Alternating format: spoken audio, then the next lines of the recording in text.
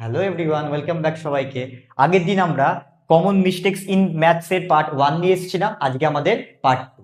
দেখি আজকে আমাদের কি মিস্টেক্স আছে। আজকে আমরা দেখবো একটু করণীর ওপরে অঙ্ক। মানে সাপোজ আমি আগে লিখি, সেখানে আছে √2 প্লাস √3, আর একটা লিখলাম √2 ইন্টু √3। ওকে, এখানে লিখলাম √7 ইন্টু 2√7 আর √7 প্লাস 4√7 এই লিখলাম। ওকে, এবার ভালো করে একটু জিনিসটা বুঝি।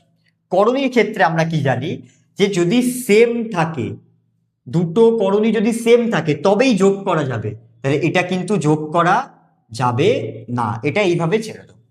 দুটো করণীকে সেম হতে হবে। যোগের ক্ষেত্রে আমরা কি বলেছি? সেম হতে হবে কাদের? করণীদের। তবে আমরা কি করতে পারবো? যোগ করতে পারবো, সেম অ্যাজ বিয়োগ করতে পারবো। যোগ বা বিয়োগের ক্ষেত্রে সেম করণই হতে হবে, কিন্তু গুণের ক্ষেত্রে এখানে লিখে দিচ্ছি, গুণের ক্ষেত্রে ডিফারেন্ট করণী হলেও চলবে, আবার সেম করণী হলেও চলবে। ঠিক আছে, এটা অনেকের গুলিয়ে যায়, অনেকে কি করে বুঝতে পারে না।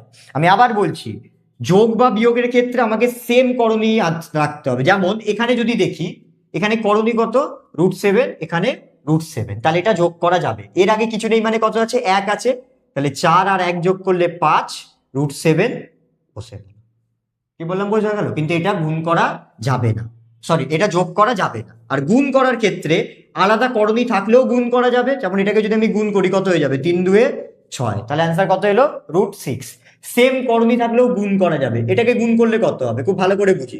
√7 ইন্টু √7, √7 ইন্টু √7 মানেই কি? √7 এর স্কোয়ার, হ্যাঁ কি না?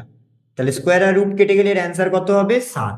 যখনই দুটো সেম করণী গুণ করা হবে, সেটা কি হয়ে যাবে? করণীটা উঠে মূলদ সংখ্যায় পরিণত হয়ে যাবে। তাহলে √7 গুণ করে কত হয়েছে? 7, আর আগে একটা 2 ছিল, তাহলে গুণ করে কত এলো?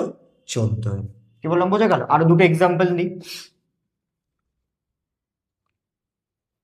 সাপোজ যোগ করতে বলেছে আমাকে √3 প্লাস √8, আর একটা যোগ করতে বলেছে 2√7, আচ্ছা 7 নিচ্ছি না, 2√11 প্লাস 5√11। ওকে, সেম অ্যাজ বিয়োগও আমি করে দেখাচ্ছি। যদি বলে 5√5 মাইনাস √5, তাহলে বিয়োগ কি হবে?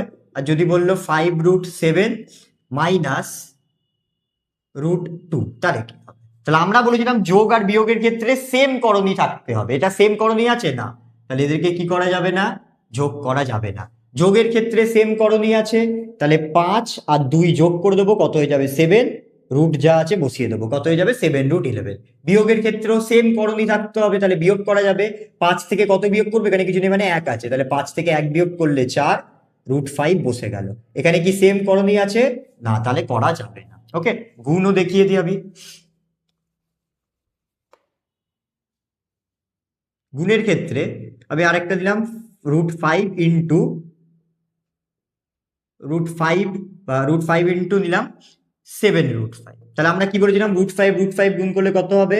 5 ইন্টু 7 কত হয়ে গেল? 35। এবার যদি আলাদা থাকে, সাপোজ আছে √5 ইন্টু 2√7, করণী আলাদা আছে, তাহলে দুইটা যেরকম বসে আছে বসলো, 5 আর 7 গুণ করলে কত হয়ে যাবে? 35। তাহলে করণীগুলো কি হয়ে গেল? গুণ হয়ে গেল। তাহলে গুণের ক্ষেত্রে ডিফারেন্ট থাকলে চলবে, কিন্তু যোগ বিয়োগের ক্ষেত্রে সেম থাকতে হবে। এই জায়গাটা কিন্তু অনেকের ঘুরিয়ে যায়। ওকে,